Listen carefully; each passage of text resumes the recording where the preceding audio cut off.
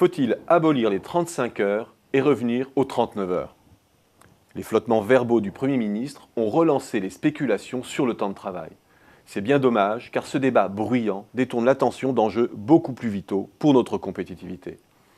Certes, la France se situe en bas de l'échelle en matière de durée du travail, c'est incontestable, avec 1476 heures travaillées par an et par personne. Mais elle se place au voisinage des Pays-Bas, de l'Allemagne et du Danemark. Cette proximité suffit à tordre le cou à l'idée que les durées courtes ruineraient automatiquement la compétitivité.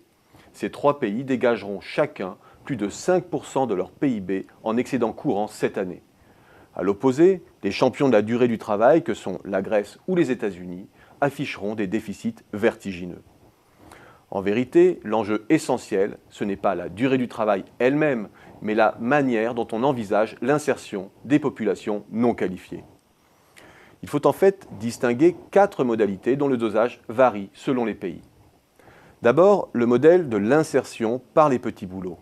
La prolifération des temps partiels ultra courts vont permettre d'insérer toute une partie de la population sur des emplois au rabais.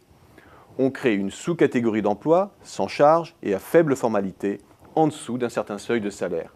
400 € par mois en Allemagne, 144 livres hebdomadaires au Royaume-Uni. Les mini-jobs allemands sont emblématiques de cela. On en dénombre 7 millions. 3 millions en fait quand on tient compte qu'ils s'agrègent souvent à un autre emploi. Comme le montre le graphique, le morcellement de l'emploi est pratiqué par tout le nord de l'Europe, même si ce n'est pas toujours sous une forme dégradée. Autre solution, la baisse des charges sur les bas salaires associée à une réduction généralisée du temps de travail. C'est la solution française. Le but est d'insérer les non qualifiés sur des emplois stables à temps plein. L'ensemble de la collectivité subventionne alors l'emploi stable des moins qualifiés. Vient ensuite le modèle de l'invalidité.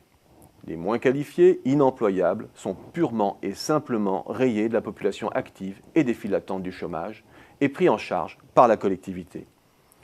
Les champions de ce procédé sont aussi au nord de l'Europe. Enfin, l'insertion sous forme précaire, c'est le modèle américain.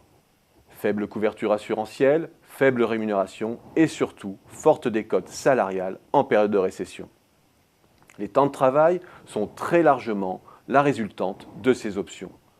En bas de l'échelle, le Danemark, l'Allemagne, les Pays-Bas, autour de 1400 heures par an pour avoir favorisé la prolifération de petits jobs fragmentés. Au même niveau, la France pour avoir baissé la durée de tous. Au milieu du classement, la Suède et le Royaume-Uni. Leur usage intensif de l'invalidité modère le recours au partage du travail. En haut de l'échelle, les pays qui optent pour la paupérisation des non-qualifiés, sud de l'Europe et États-Unis. Alors, veut-on vraiment revenir aux 39 heures? Non, assurément non.